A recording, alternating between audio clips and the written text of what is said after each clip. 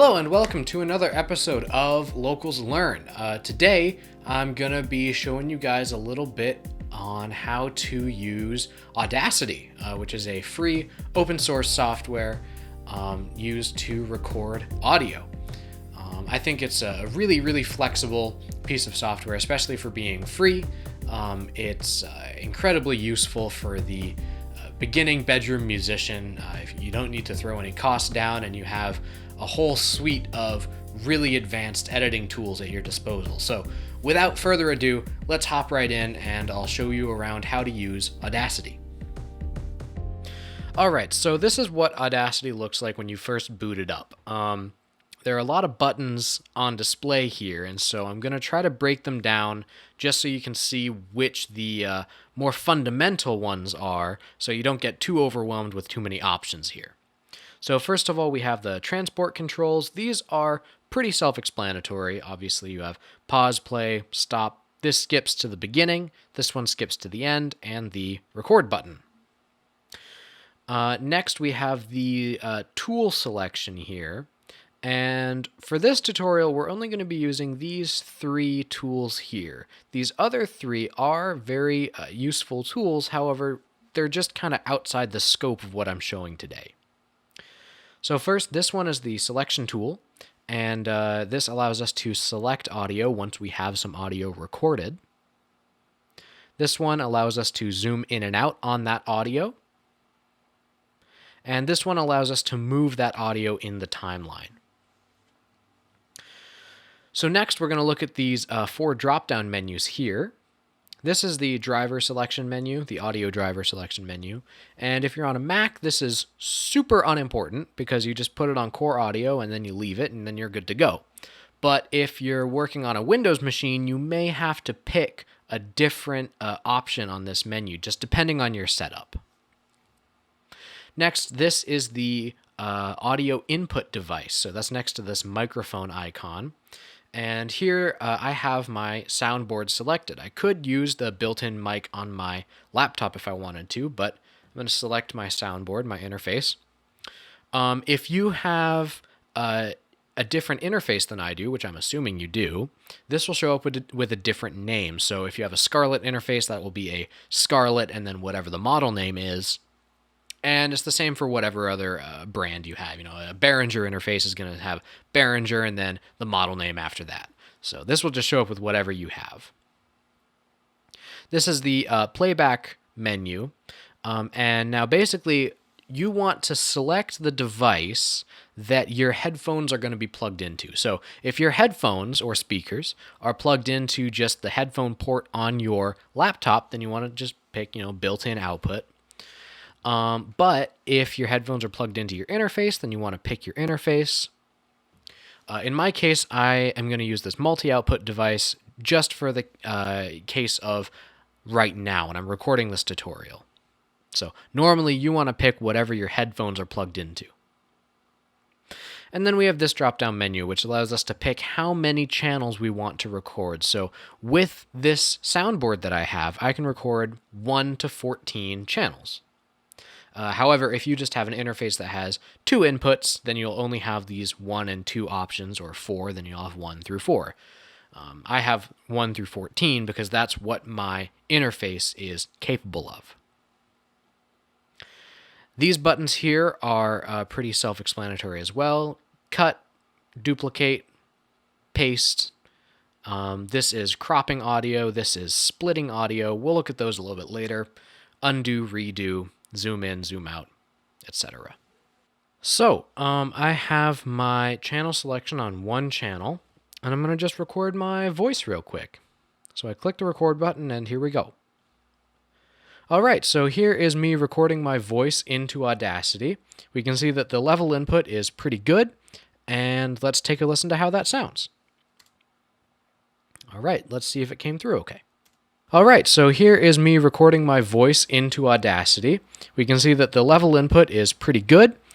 Yeah, I think that sounds just fine. So once my audio's in here, I can move the entire clip around like this. I can zoom in on a section by left-clicking with the magnifying tool selected, and then to zoom back out, I right-click. then I can make a selection of the audio.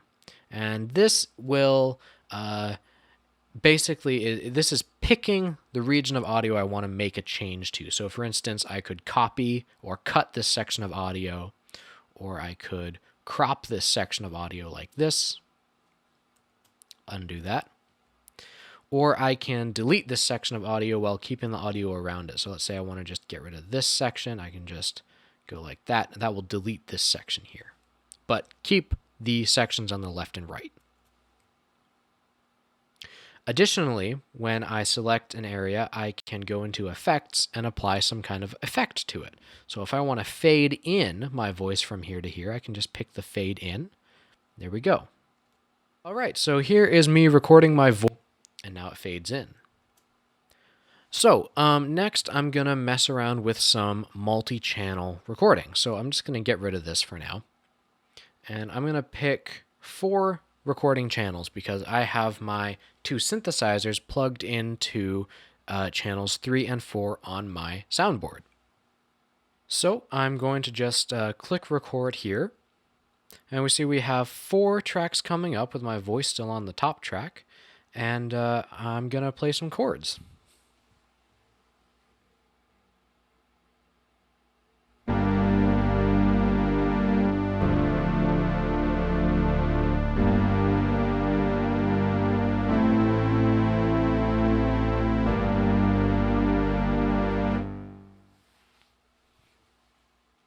All right, press spacebar to stop the recording.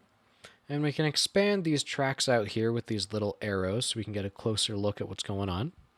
We can see here at this top track, we have a little bit of audio recorded here. Now, this is because I have speakers playing the output of my soundboard, and so my microphone picked up the synthesizers as I was playing them. So I can just delete that audio there because we don't need that. All right, and let's take a listen to how it sounds.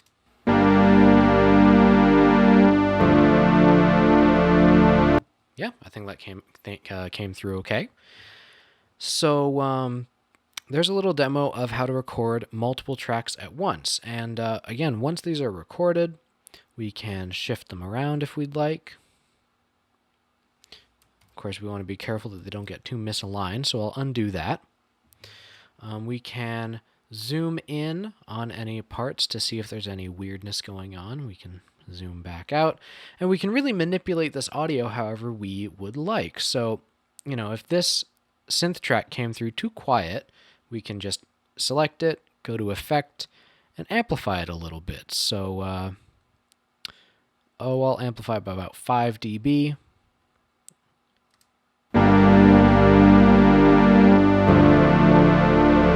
That's definitely louder now.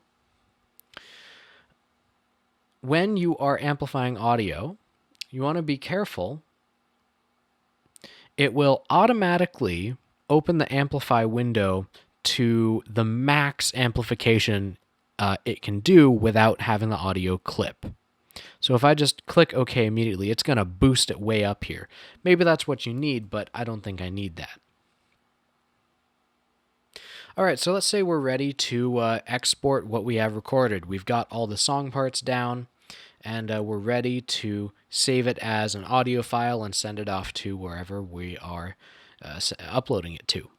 So when you are exporting audio in Audacity, by default, it's going to export the full timeline that you have displayed. So the easiest way that I like to do it is just get rid of all the audio before the audio that I want to export.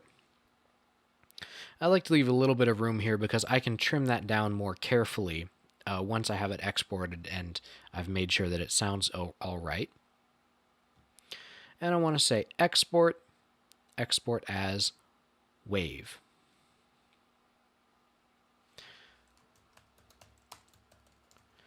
Type in a name for it. I'll put it in my exported waves folder. Save. And my tracks will be mixed down and exported as one mono file. All right, sounds good because I don't have any kind of stereo separation going on this track. This is letting you fill in metadata if you'd like. I'm not going to do that here, but that's a very useful tool. All right. We can go to my exported waves. And here we go, synth chords. So let's take a listen to it.